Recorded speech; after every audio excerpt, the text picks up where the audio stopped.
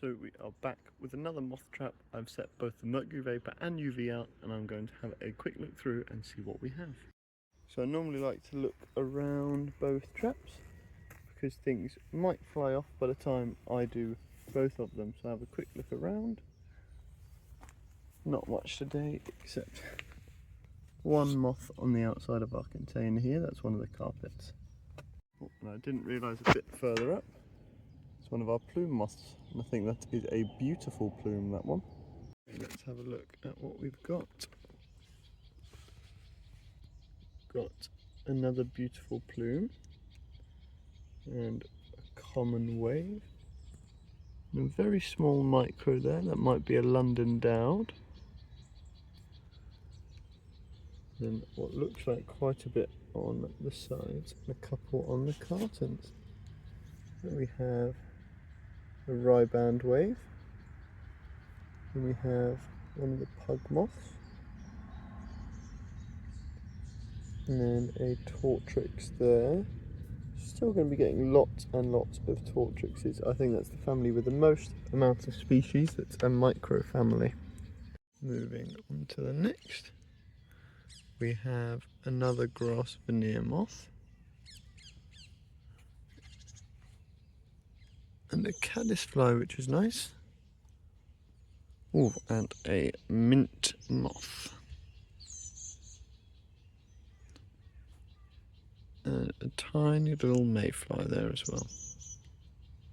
On to the next. We have a large yellow underwing. And we have a heart and dart. So these two tend to be the most common moths we get at the minute. Very much their season. Nothing on the other side. Go for this one next. So this is the lackey.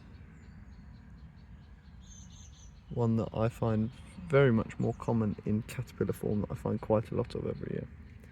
Then we have one of the footman moths. Leave the common footman for that one. And then also we have one of the masters of disguise. This is the buff tip moth, which disguises itself as a birch twig. So its face and its bum both look like broken ends of a twig, whilst the middle section there looks like birch. And then on this one we just have a riband wave.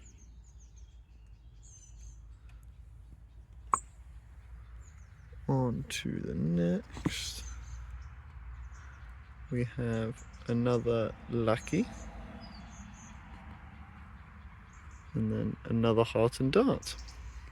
So on to the next carton, we have one of our tortrix moths in there, and then we have, I believe, one of the groundling moths, so a very small micro. We have a Dunbar, which I think was our most common moth in one trap last year. I think we had around 50 in one trap once. Nothing on the underside on that one. On this one I could see a couple, so we have what looks to be a common footman in there. And then we have a heart and dart there. Nothing else on that one. Last carton, and nothing. So have a quick look at what else is in our trap. We have a riband wave, we have a beautiful hook tip, a large yellow underwing, and another heart and dart.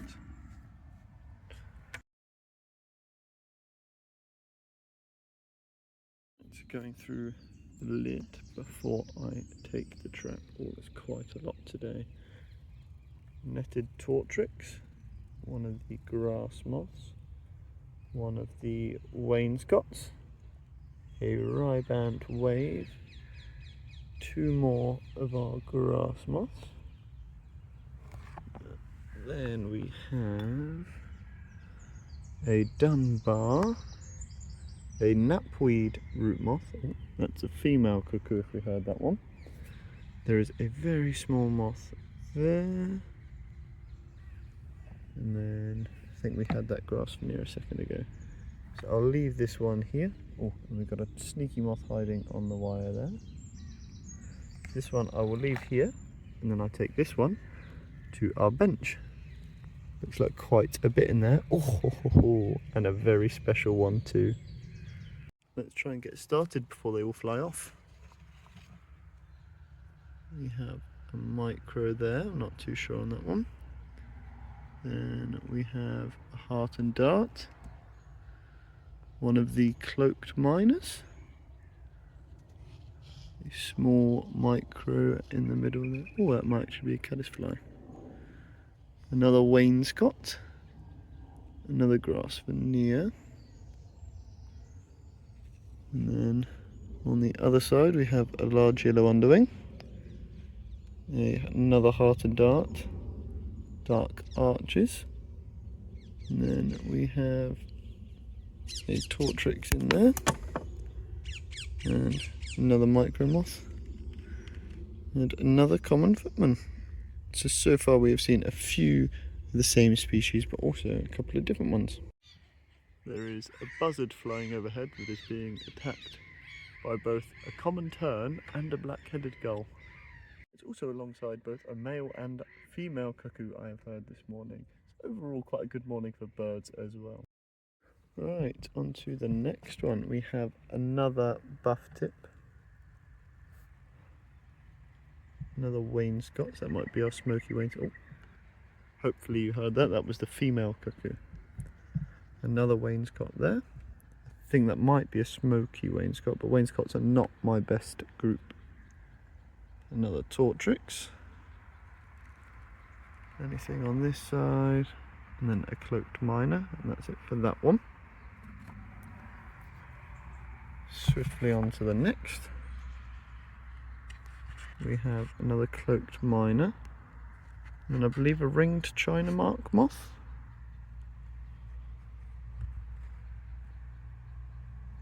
One of our tortrix moths, then one of our greys. So there's either the Scoparia or Eudonia genus, and these are both called the greys. A couple of them you have to dissect to ID, so I won't be doing that. Oh, and then everybody's least favourite, so that is the brown house moth. So that is the one that you guys may sometimes get in your houses. So these guys will just be avoiding our nice surprise, which is there. Hopefully it won't fly off by the time I get to it, but we'll have a look at the next. We have a shuttle-shaped dart. A moth I'm not too sure on.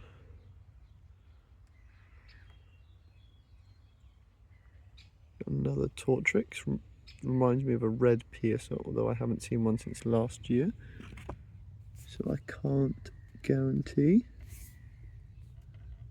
Nothing else on that side. And then another one maybe of the cloaked miners. It might be a shuttle-shaped dart from the beginning. Another one there, I'm not too sure on that. Is that a wainscot veneer maybe?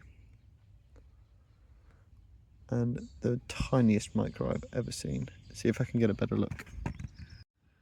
That one is most likely one of our leaf mining species.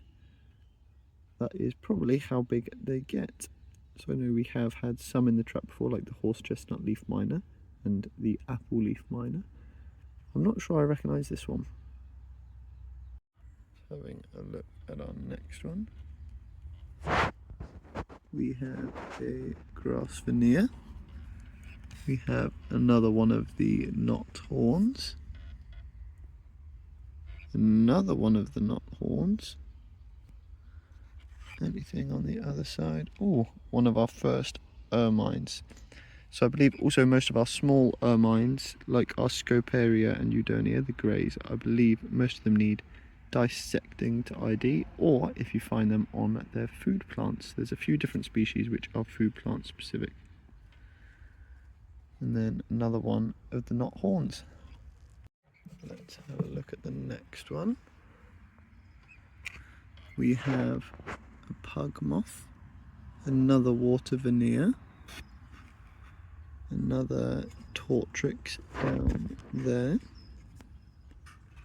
and then on the other side we have a riband wave, caddisfly. No more moths. On to our next tray, we have another micro.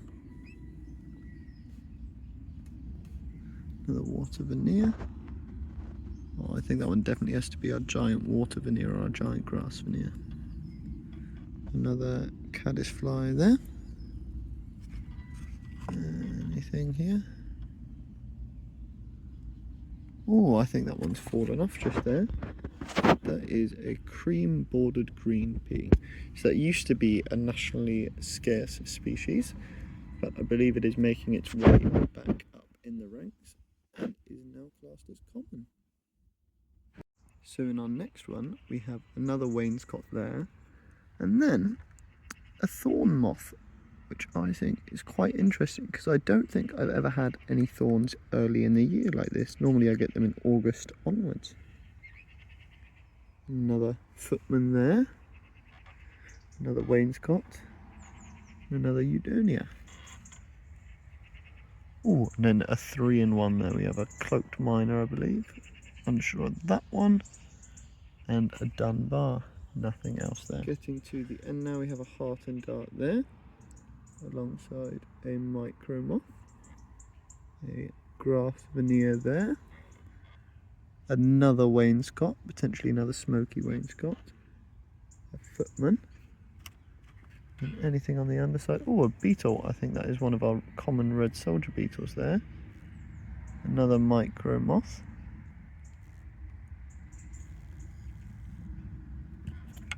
And then what is potentially our flame shoulder moth. And a common footman there. So our last tray before we get to our very special one. We have one of the giant grass or water veneers. Very small beetle. Another moth I'm unsure of.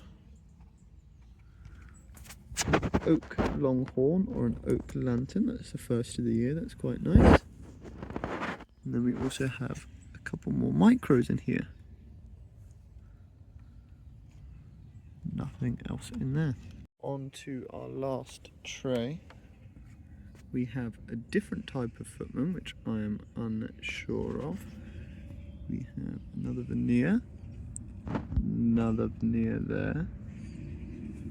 We have another one of the giant veneers, a heart and dart. Let's do a quick check of the underside. We have another wainscot, another one of the water veneers. Not much else. So it is time for probably our rarest and most important moth. So this is the goat moth. It is called the goat moth because the caterpillars are said to smell like goats. So this one is a nationally scarce species, I believe, and is one of the heaviest moths in Europe, mainly due to their body size. So getting this one is quite special because these guys, even where they are more common, they are still infrequent appearances at light traps. So these guys don't normally come to lights. So last year we had 2 to our traps, and this year we have this one so far. So these guys can spend up to 5 years as caterpillars developing in trees. So that is it for this video, but if you want to see more, don't forget to like, subscribe and share.